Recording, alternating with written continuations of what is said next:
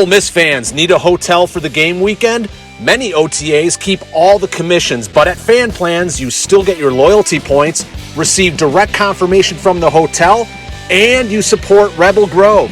Visit fanplans.com/Rebel Grove today.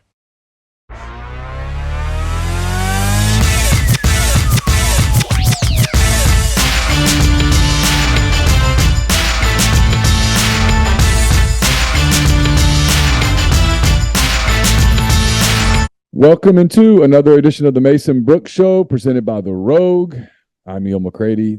That guy, as you might imagine, is Ole Miss offensive lineman Mason Brooks. Ole Miss beats Auburn in a wild game at Vaught-Hemingway Stadium, 48-34, I believe was the final. It probably would help to have some notes in front of me, but if you could see my little desk here on a Sunday, you'd understand that organization that was hours ago. That's over. So Ole Miss moves up to number 7 in the Associated Press poll. The Rebels now 7-0 overall, 3-0 in the SEC, and they head to Baton Rouge this weekend. I'll play LSU. LSU a 45-35 winner over Florida last night at the Swamp. The Tigers have lost twice. They're on the outskirts of the top 25. The game kicks off at 2:30 p.m. on CBS. Mason, how are you? I'm good. How are you? Good to see you. Good to see you too. Yeah, as always. I guess I should also tell people before we get rolling that we're brought to you by The Rogue, 4450 I-55 North in Jackson.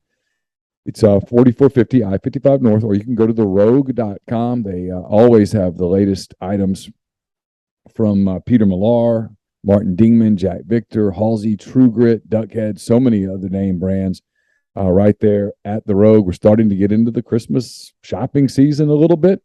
You can get pullovers like the one that Mason's wearing right now at The Rogue. They've got those really good-looking Ole Miss pullovers that they're there, other stuff as well. If your loved ones are fans of other teams, they've got that gear as well.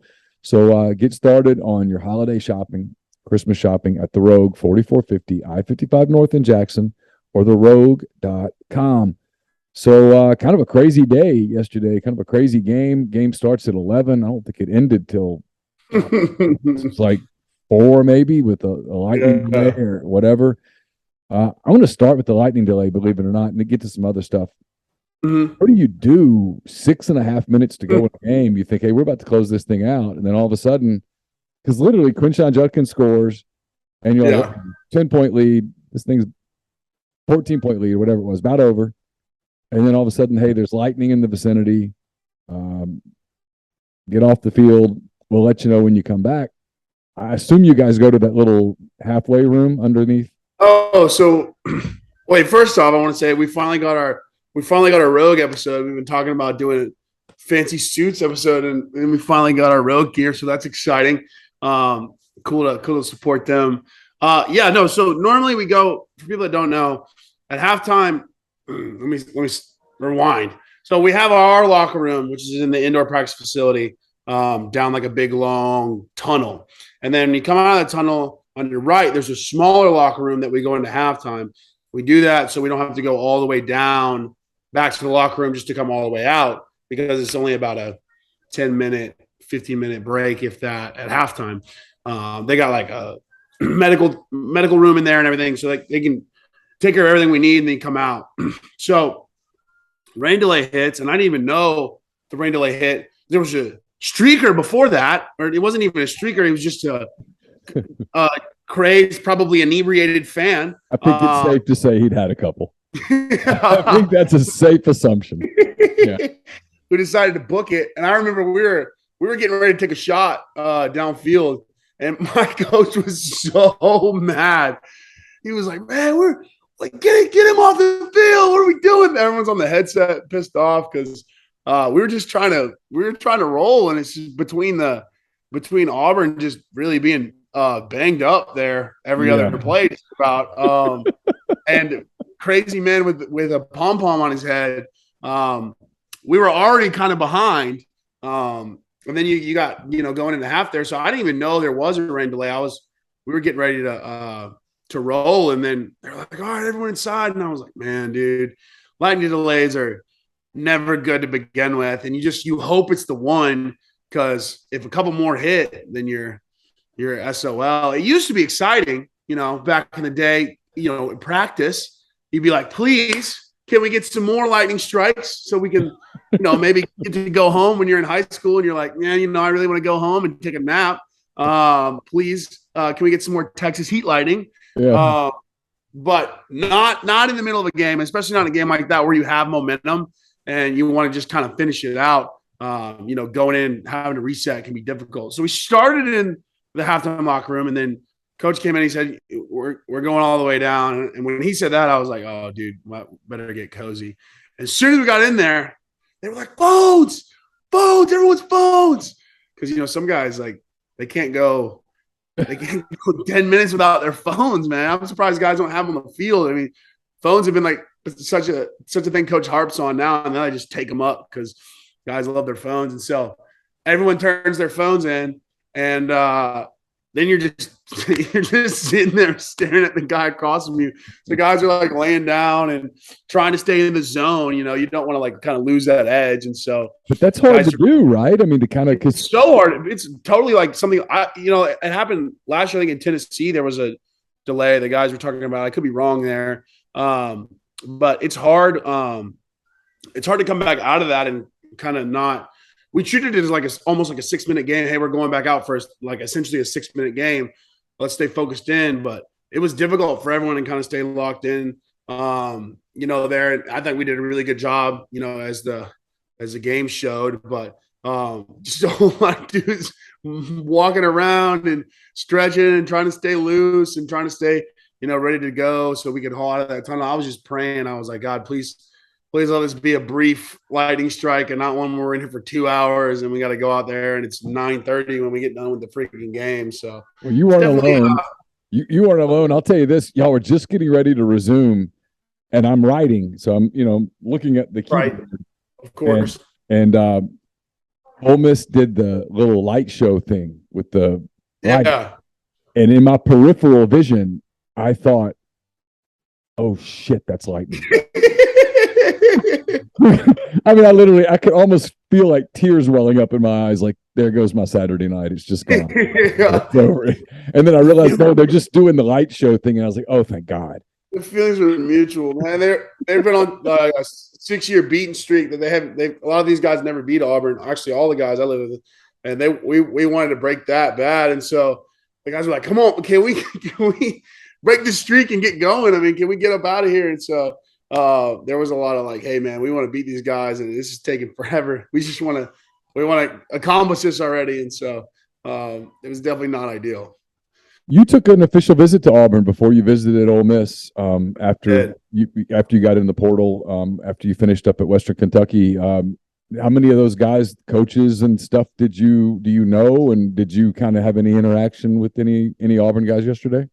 Yeah, so one of the defensive ends we ended up starting because their starter was hurt. Played with me at Western. We were one of my good buddies, and so it was good to see him. And then, some of the coaches that recruited me, came and talked to me. Good guys, good people over there. I wasn't sure if the O-line coach was going to say something or not because I thought he might. He's a really good guy, so I expected him to not be not classy, but I was just kind of. You never know what you're going to get with people, especially after a loss. But I think they were just more focused on the situation they have in hand and less on, other stuff. I know some of the guys there had some choice words for me going here. So it was a little fuel in my fire for us to whoop up on them in any capacity. So I was happy to get out there and mix it up with those guys. But, there's good people on every team. There's college football is college football, but college football in the South, most of the people are from the South and they have Southern morals. And so you end up running into a lot of good guys. So that's nice. I'm curious, could you tell on the field and on the sideline, just from interactions, could you tell that this is a kind of a program or a team kind of in the midst of some chaos? I mean, there's a lot of talk about Brian Harsin, whether he's going to make it through the week. Auburn has an open date. There's been a lot of speculation that Auburn will make a move during the open date involving Brian Harsin. they essentially had a coup that failed last year to get rid of him, and it looks like he's not going to make it to another season. Could you tell that? I mean, with that thing, you never know just because of payouts and whatnot and what people are thinking. But I mean, you can definitely see when a team is not on the same page. Like obviously on the field, but just kind of obviously on the field in a score capacity, but also just kind of in a demeanor capacity. How is this team playing together? Is it a collected group, or does it feel like guys are kind of on different pages? And that could be from the team. That could be a team that's not super well gelled, or it can come from a staff where the staff isn't super well gelled, or it can kind of come from both. And you can just tell like not great on the same page. And they ran the ball really well, and so credit to them. I'm not taking away from them. They're a good team, and you play. We said it last week. We said it 2 weeks ago. You play an SEC team. They have SEC players. No one's going to lay down this conference. Records don't mean crap. It's all about the next opponent and how they're going to play. You see it happen every week. You see it happen this week. Different teams going down, and so you got to bring your A game, and you are playing, Auburn and whatever that brings, and so there's another element there. But you can kind of sense on the field. It's just one of those things, especially as an older guy, you can kind of tell, where's this team at, and where are these guys at, and that's just really like one of those kind of feel things, like your spidey senses in the field, or I don't know what you would call it, so that's yeah. I think I can kind of, and maybe it's because you predispose yourself to go, oh, this team's in trouble because I heard about it, and then you make yourself see it. But sometimes you can tell on a field, like when a team, like even a program's kind of up and coming, like maybe they're not quite there yet, but you can tell just by the way they play and fight and scrap and all of that. Like you kind of saw it with Tennessee a little bit last year, like, oh, those cats are coming. I mean, like last night, if someone had told you a year ago, hey, in a year they're going to get somebody, you'd be like, yeah, I can see it. And, and then it happens. So it's kind of like that. And I think sometimes you can sort of see it. And Auburn just was kind of, they weren't flat. I thought y'all kind of got their A game, but I don't think they really believed at any point that, hey, we're going to go win this. Yeah, 100%. It's a little like seed of doubt that you can kind of feel. And we were talking about it, in the game. Especially when we're bringing the juice on the sideline, and I'm trying to, bring everyone up, and we have good energy on the sideline, which is so important to Kiffin. That's why you see the all hands on deck stuff and the fire extinguisher and whatnot. Because mentally, if you're already kind of in that seed of doubt thing, and you see the other team jumping around the sidelines and getting hype, and you're already frustrated, it messes with your head, and that's something small, but that's something that can really phase guys. And we saw them second half; they were kind of sitting down, not looking, that's something small and something you might not think about as much, but the whole, where are they from a morale standpoint? It can change a game. I mean, momentum is super important and keeping momentum, but morale too, especially on the side, is huge. So, believing in your team and your coaches and your players is massive. We're also brought to you by Liston and Dees. It's a full-service law firm located in Ridgeland, Mississippi. It focuses on complex civil litigation. Liston and Dees' clients include individuals, businesses, and state governments throughout the United States. Speaking of running games, you guys had the running game going. 3 different guys go over 100 yards. Quinshawn, and then Zach Evans and Jackson Dart all get over the 100-yard mark. As an offensive line, that's got to be numbers that make you pretty happy, I'm guessing. Yeah, I think the good thing about our team is like happy, but always looking, always clawing and scratching for, we missed this one and we missed that one. And I guarantee when we go meet tomorrow, it's going to be, hey, look, this hole was here and this was there, and we got to hit this faster. And so I like that a lot. But man, we wanted to run the rock. We had a game plan set up to run the rock, and we ran the rock. We handed it off 69 times. We had 69 rushes, and like guys and me were talking this morning. It was probably more than that with all the draws and whatnot, and that was something we felt confident in, and we did it, and we executed it. And is there more to do? Absolutely. And they ran the ball too. I mean, it was a ground game. There's we said some kind of old school SEC, except in the old school SEC, it would have been more like 17-13 because nobody would have had all the tempo and stuff. Would have been let's run and then let's huddle for 45 seconds and then let's run. 100%. It was just a rush battle, and so that was cool to watch though, because we were all up in the air,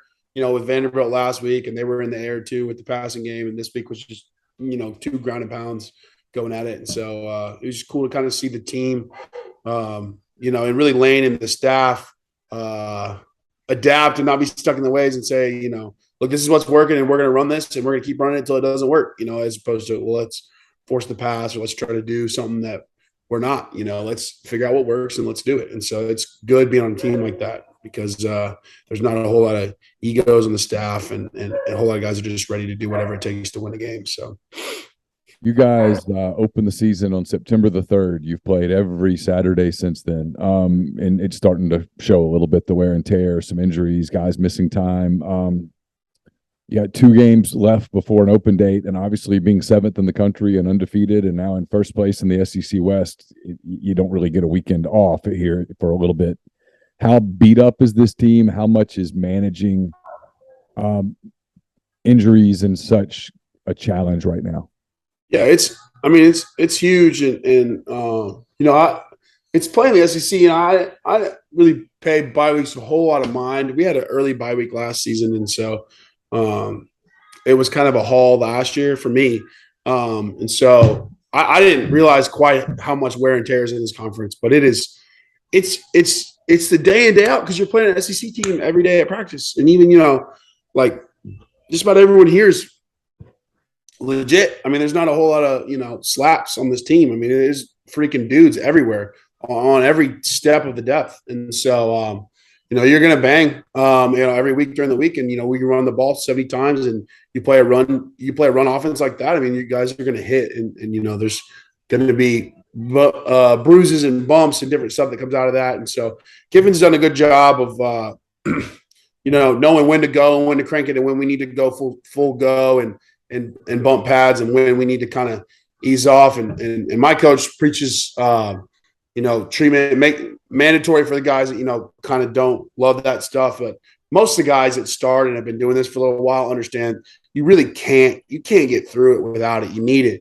And so we have a salt deprivation tank. I don't know if people know what that is, but I got in there a bunch when I had the concussion, but it's like a big pod with a big like door, like a spaceship, and you get in there and there's like lights and they're like really dim lights and like calming music, and you put your head in this little donut and it's all salt. And so you like float.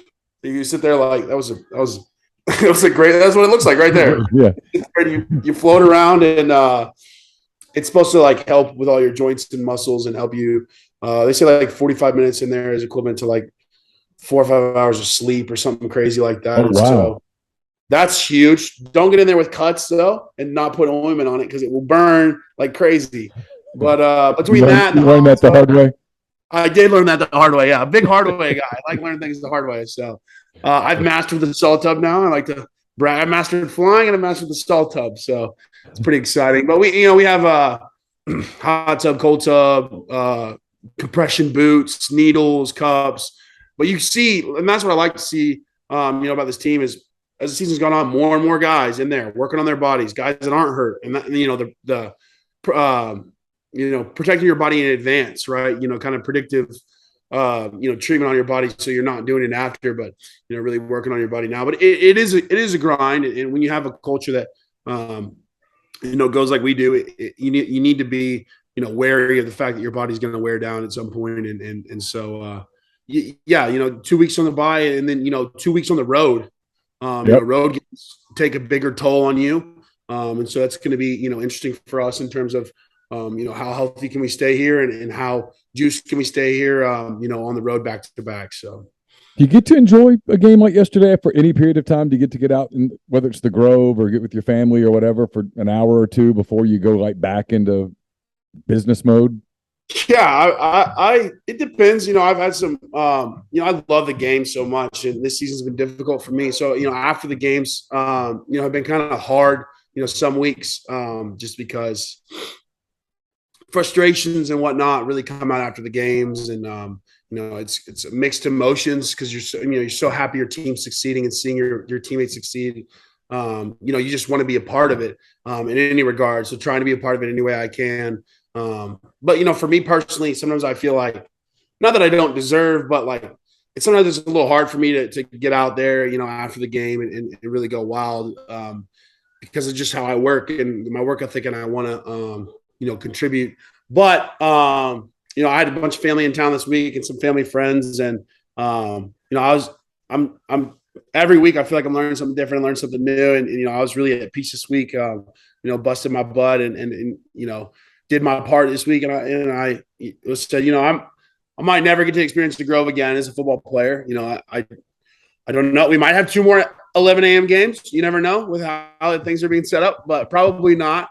And I said, I'm going to go, take my buddy out over here to the Grove and check it out. I've never seen it before. And it's crazy, as people said, and it was winding down and it was still crazy. But it was good, walking around.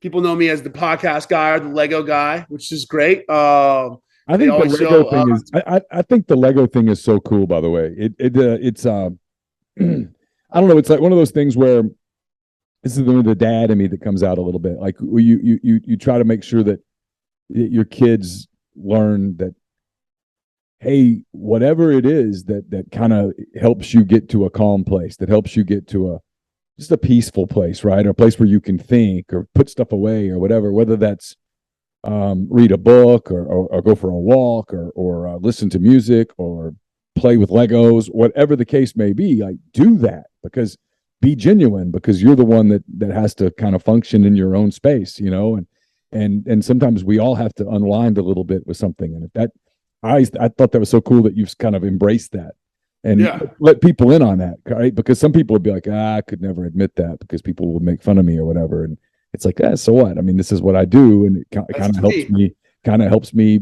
relax or whatever. Put things in the proper mental shelves or whatever. 100%. It's my little, decompressed thing. And I've loved it my whole life, and, gotten more comfortable with it being part of me. And I love it. I tell people that I love it. And, I didn't think it would, I've gotten a great response. Lots of fans love Legos, which is really exciting. And I love sharing, something I love. I'm a big nerd. I love Star Wars. I collect all kinds of stuff. And, it makes me happy. And I love football too. But, football is a big part of my life. And what I like is a big part of my life. And I like football, but I've never just been a football is everything kind of guy. And that's how my parents raised me. And, this is sports and sports. And my dad played at Arkansas and it ended.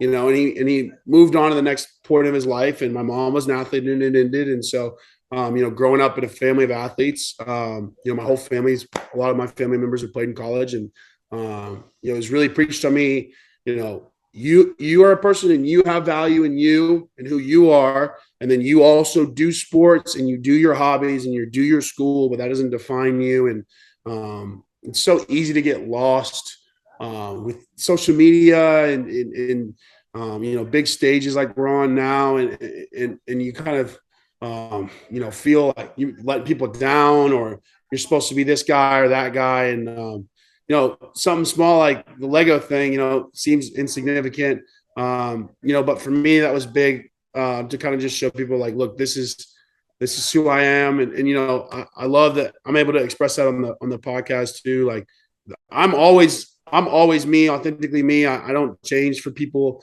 But for people to get able to see that, that just see me with a helmet on the weekends, is a huge blessing. And I'm so thankful that I'm able to just give people a little bit of insight, because I love this community and the school and everything that's been blessed on me. And I want to share that. So you mentioned big stages, to kind of segue to as we kind of start to close. And maybe this is, I told you in the pre-show that, we were just talking. I'm a Louisiana guy. I grew up in Ruston, and LSU. Even though I didn't grow up an LSU fan, I grew up an Alabama fan. Both of my parents have degrees from Alabama, and so I kind of grew up cheering for Alabama. Believe it or not, I mean, what a million years ago, yeah. But LSU always like Tiger Stadium and stuff. I remember the first time I went, I was like, whoa! Like I remember the first time going over the Mississippi River, and you saw it over there, and you're like, wow. I mean, like watching it on TV and stuff, and it's always kind of been, I don't know, like almost a little romantic about it, kind of in a way, because it's just romantic. Yeah, a little bit like I went to an Alabama LSU game in like '86, and it was just incredible. You know, it's just everything about the whole experience. Because I grew up going to Louisiana Tech games. It was right down the road. Yeah, Rustin. That's what I was going to ask you if you were a La Tech fan because we've been there. Well, my dad taught there forever, and so we go to Tech games, and you'd see Tech play Texas Arlington or McNeese or what is now Louisiana Lafayette, stuff like that. And so the atmosphere there was completely different than LSU, Alabama, and Baton Rouge, right? Where it was just like incredible. And, and so I don't know. I like going to the whole deal that they call in Baton Rouge with Garth Brooks, and I don't think they do it anymore because I guess they declared that it was inhumane or something. But they bring the tiger out in the cage, and they take him around, and they do the roar and stuff, and you're like, oh, this place is wild. Have you ever been down there? Have you ever been to LSU? I've never dabbled. I didn't talk to them, in the portal, and they didn't recruit me in high school, so I've never been down there. And then I've never just found myself down there. I got recruited by McNeese in high school and went down there. So I've seen the Cajun side. I've ate po' boys down there and kind of seen. I passed through Shreveport a couple times. I know the Cajun way of life, and I know how people operate down there. And then you hear about it all the time. People talk about Death Valley and what that's like, and so I'm sure it's going to be eventful. But one thing I love about this team is you don't sense not a lot of blink going on amongst these guys. You got an 18-year-old running back who hardly ever talks, freaking running dudes over, setting tempo, and a young quarterback doing the same thing.